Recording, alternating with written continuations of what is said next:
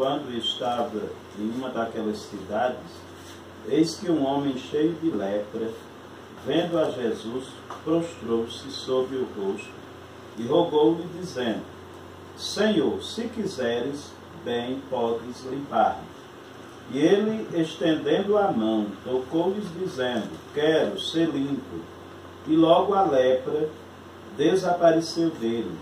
E ordenou-lhe que a ninguém o dissesse.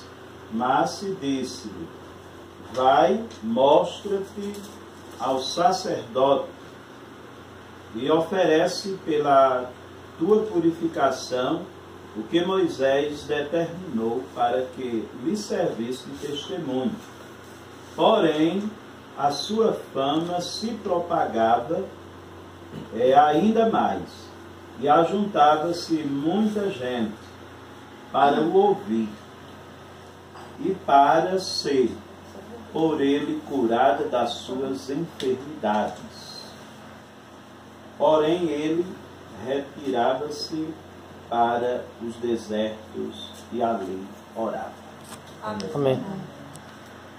Então, como a gente pode ver, esses três textos, né, esses três livros da Bíblia, eles contam a mesma história, né, do leproso.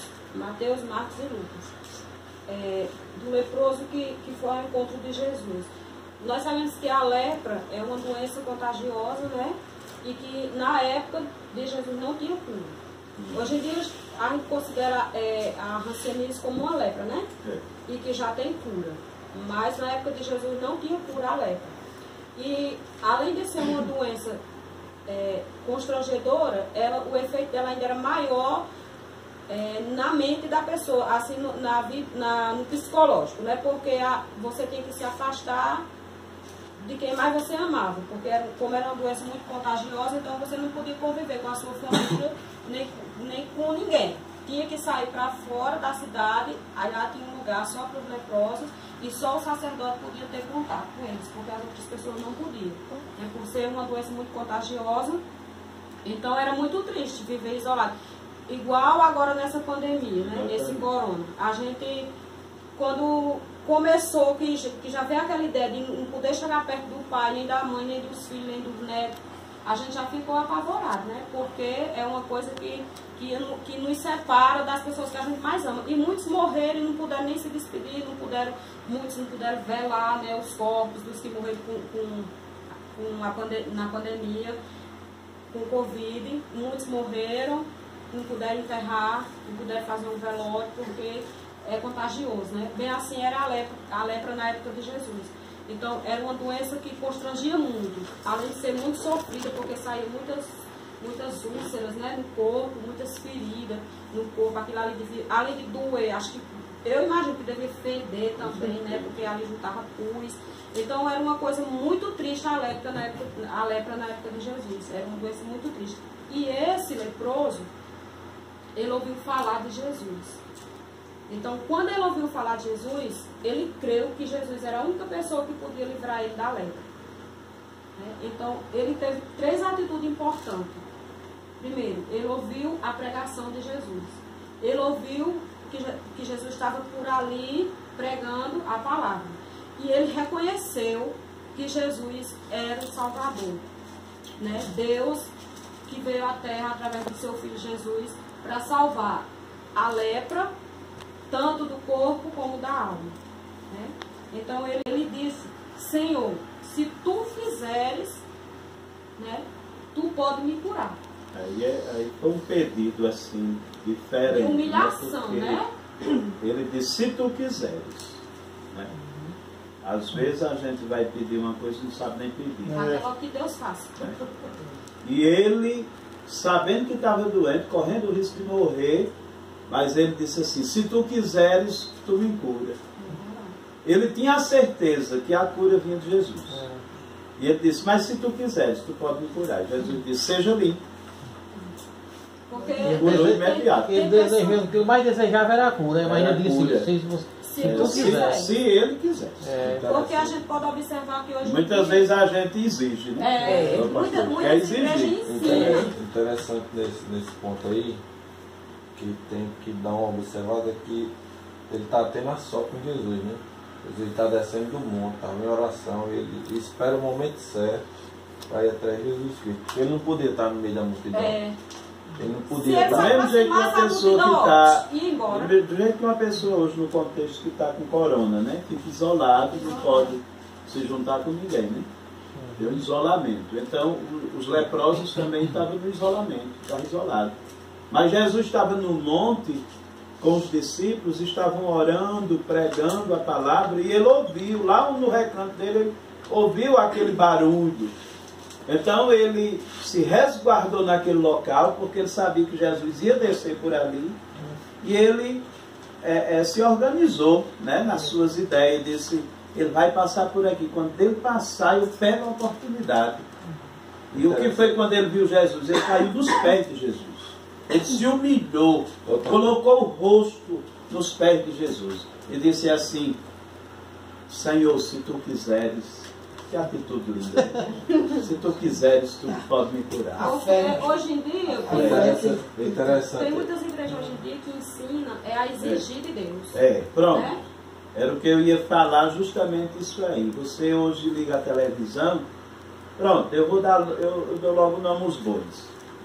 R.A. Soares, vocês têm assistido alguma coisa dele na televisão? R.A. Soares? A Igreja da Graça. A Igreja da Graça? Não, isso aí não, né? não. Mas R.A. Soares ensina assim, olha, reivindique de Deus o seu direito. Você tem direito de exigir de Deus. Deus, eu te exijo que eu seja curado. Então, como é que eu exijo? Eu tenho o direito de exigir nada de Deus? Eu não tenho o direito de exigir nada de Deus. Onde a Bíblia aqui ensina, lá nas cartas de João, João vai dizer assim, que se for da tua vontade, tu fazes. Ou seja, se tu quiser, tu faz. O leproso disse, se tu quiser que eu seja curado, eu sou. Mas eu estou aqui nas tuas mãos. Se tu quiser, tu me cura. Se tu não quiser, pronto. Eu vou morrer da lepra. Entendeu? Então, Deus quer que você reconheça que quem pode fazer é Deus. Mas que a gente pergunte se Ele quer. Porque se Ele não quiser, Ele não faz. Está na vontade dele, né? E ninguém pode exigir de Deus. Ah, Senhor, tu me cura, então eu dou umas bufetadas em tudo. Deus vai ter o poder, né? Outro ponto-chave. Só falta dizer isso agora. Pastor. Outro ponto-chave é ele reconhecer Jesus, né? Que a palavra nos ensina quando a gente está estudando que todos aqueles 12 discípulos que andavam com Jesus era a mesma coisa. Era tanto que tem a multidão que não conhecia quem era Jesus e quem eram os apóstolos, né? E ele reconheceu. Eu gosto de estudo bíblico por conta disso, é a escola bíblica, né? Todo mundo participa. Outra coisa, outro ponto assim que eu observo, que a gente leu a primeira parte em Mateus e agora João leu aonde? Marcos. Em Marcos eu li em Lucas. Lucas era médico nessa época aqui de Jesus, que ele estava falando aqui, que ele escreveu aqui. Lucas era o doutor, médico. E o leproso não foi atrás do médico para curar, ele foi atrás de Jesus. Então ele poderia correr atrás dos homens para ter alguma solução.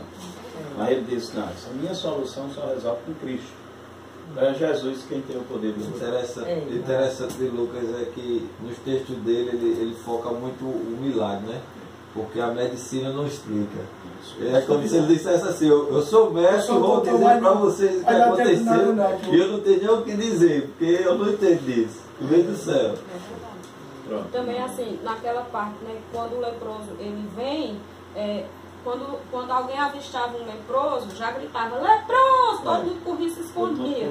Porque ninguém queria correr o risco de se contaminar, né? Mas ele nessa hora, eu creio que a vontade era tão grande de ficar limpo, que ele também, acho que ele não pensou nisso não. Se um correu, a pessoa principal que ele queria era Jesus, e Jesus não correu, né? De perto dele.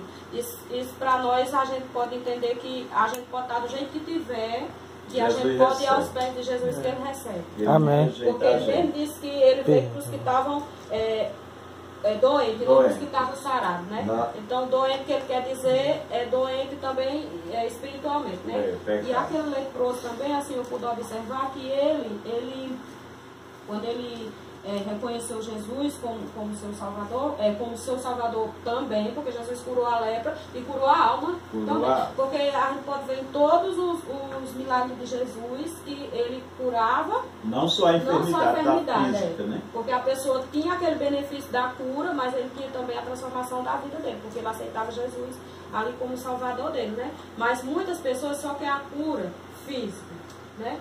Porque tem tanta igreja cheia de gente oferecendo a cura através de uma vassoura, de um lenço, de um chapéu, de não sei de que mais, de tanta coisa, de um sal, de tanta coisa. Por quê? Porque as pessoas estão preocupadas em ter a cura só do corpo. E essas pessoas que atraem essas outras, elas também só estão interessadas em ensinar para eles só as coisas materiais. Eles não estão interessados em ensinar a Bíblia, né? Porque Jesus realmente não fala sobre arrependimento. E o que impede o homem se aproximar de Deus é o pecado. Porque o pecado é uma barreira que fica entre a gente e Deus. Se você peca, Deus não se mistura. Porque Deus não é pecador. Deus gosta das pessoas que são humildes e se arrependem dos seus pecados para se aproximar de Deus. Essa foi a questão. Porque quando Adão e Eva pecaram no jardim do Éden, Deus os expulsou de lá de dentro por conta do pecado. E colocou anjos na frente, na porta do Éden, para que ninguém em pecado entrasse, que aquela terra era santa. Entendeu? E Adão constituiu nação pecadora, afastada de Deus. Por isso veio o primeiro dilúvio. Matou toda a raça humana, porque os que escaparam foi quem entrou na arca. Noé, que agora está passando agora uma novela, né, que começa às 9 horas, Gênesis.